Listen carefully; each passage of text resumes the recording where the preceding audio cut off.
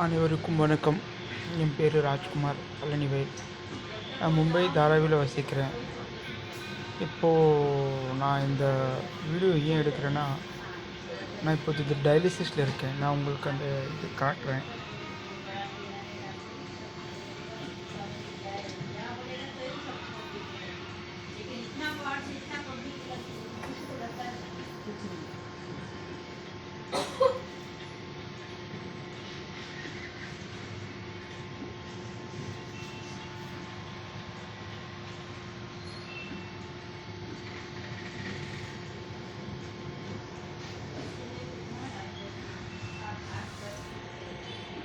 So நான் ஏன் இது காட்டுறேன்னா, உங்களுக்கு நான் 2 வருஷமாக டயாலிசிஸில் இருக்கேன்.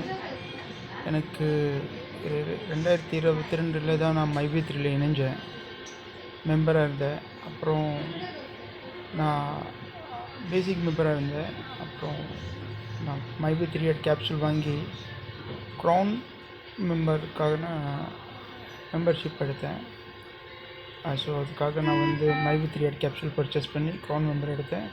அதில் எனக்கு டெய்லி வருமானம் வந்துட்டு இருந்தது. நான் அந்த வருமானத்தை வச்சு என்னோடய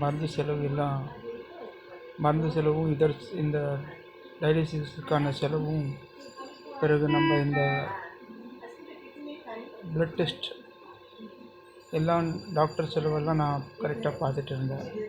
ஸோ இது எனக்கு ரொம்ப மைவி3 ரொம்ப ஹெல்ப்ஃபுல்லாக இருந்தது. ஆனால் தற்போது இந்த பிரச்சனையால் சில இந்த மைவி3 மேலே எம்டி மேலே தப்பான புகார் போட்டிருக்காங்க. அதனால் இந்த பேமெண்ட் ஸ்டாப் ஆகிடுச்சு. என் மாதிரி இருக்கிறவங்களுக்கெல்லாம் மைவி3 ரொம்ப ரொம்ப ஹெல்ப்ஃபுல்லாக இருந்தது பேமெண்ட் வர்றது.